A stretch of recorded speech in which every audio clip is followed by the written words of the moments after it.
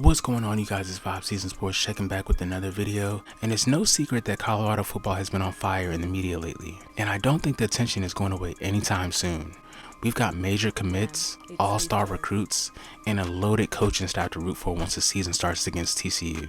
And this made me think, nobody's really talking about the correlation between this team and one of the best college football teams of all time. So in this video, we have an exciting topic to go over, and that's the crazy resemblance between Colorado football and the legendary 2001 Miami Hurricanes. So strap your seatbelts into your dream car and grab your popcorn, because we're about to explore all the similarities and how this comparison is pretty underrated. But before we get started, make sure you hit that like button like the snooze button on Monday morning, and subscribe so you can stay updated every time we drop a new video. Now let's hop into it. When we think of dominant college football teams, it's hard not to mention the Miami Hurricanes of the early 2000s. Coached by the legendary Larry Coker, they were pretty much unstoppable, capturing the national championship in both 2001 and 2002. Now, if we fast forward to present day, we find ourselves witnessing a similar rise in Colorado football with Coach Prime leading the way and having the potential to create the same winning culture. Both of these teams share a similar trait, and that's dominance on the field.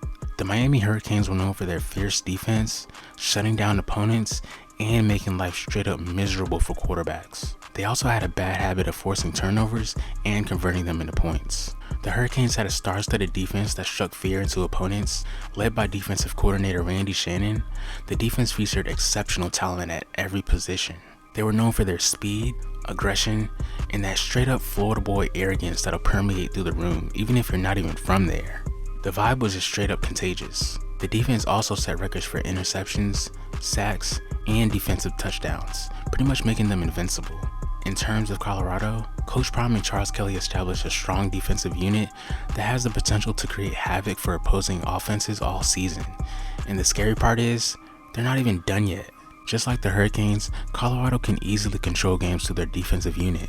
This dominance will allow them to attack opponents' game plans and maintain control throughout the season with other teams before they even play them. But it's not just the defense that sets them apart.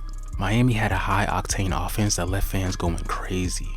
They had a deep roster of talented players who could light up the scoreboard as soon as they got on the field. Led by quarterback Ken Dorsey and featuring a host of talented skill players, they had a potent aerial attack and a strong running game. The offense showcased a balanced approach, explosive playmaking ability, and efficient execution, constantly putting pressure on opposing defenses. In comparison, the Colorado Buffaloes already have a lightning-fast offense that strikes fear into the hearts of the Pac-12. And we can see this now because coaches are already showing they're intimidated by the amount of talent that's coming to Boulder. Their explosive players and dynamic schemes under Sean Lewis will allow them to put up points in no time and leave defenses scrambling to figure out what their next move is. Now for the fun part. The Miami Hurricanes had a crazy number of players drafted into the NFL, solidifying their status as a football powerhouse and living up to their infamous name, the U.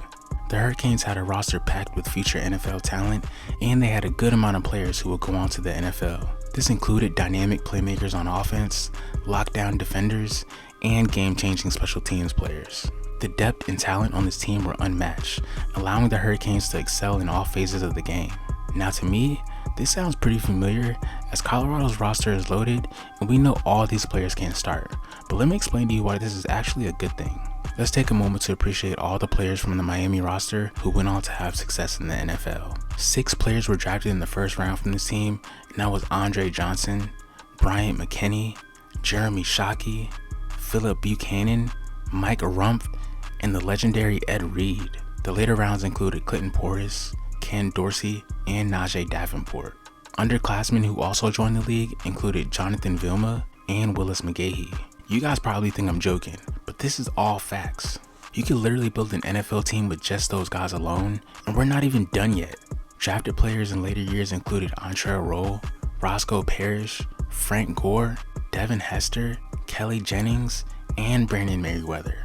With that being said, this doesn't even include Santana Moss and Reggie Wayne, who graduated in 2000. Also, defensive tackle Vince Wilfork and one of the greatest safeties of all time is Sean Taylor played on this team. And keep in mind, they all played on the same squad. They just had to believe in the vision and make sure they were ready as soon as their number was called. If that's not impressive, I don't know what to tell you. With the pipeline to the NFL, Coach Prime is nurturing the talent at Boulder and developing them into future stars of the game just like these players.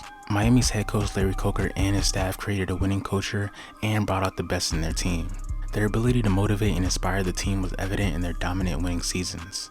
They established hard work, discipline, and attention to detail, ensuring the team was always on point, and these are all similarities I see in Coach Prime, even before he got to Boulder. The parallels between Larry Coker and Coach Prime's impact are unmatched. The history of the 2001 Miami Hurricanes proved that Colorado has the potential to dominate against their opponents and also cultivate a number of guys to play ball at the next level. They actually embraced the culture of their players and didn't hide the fact that these guys were a different breed and didn't take BS from anyone on the field, even if they looked at them wrong. The impact of the Miami Hurricanes from 2000 to 2002 extends beyond the field. Their swagger, confidence, and style of play changed the game and paved the way for Colorado to get away with having so many studs on one team. The team's cultural influence, known as the U, left a lasting impression on college football and shaped the sports landscape for years to come. Am I saying we have players like Ed Reed, Clinton Portis, and Sean Taylor? Absolutely not. But just the conversation alone should get those wheels turning and make you believe that Coach Prime can make a run with this loaded roster. Miami won 34 consecutive games from 2000 to 2002, and this included 2 consecutive national championships. I can't help but to think Coach Prime is breeding the same culture, and I wouldn't be surprised if I see Ed Reed as a guest speaker motivating these guys in Colorado. So with that being said, thank you for watching the video, and let me know what you think. Does Colorado have the potential and mentality to dominate the Pac-12 like Miami did back in the day? Or will they fold under pressure and end up with the losing season?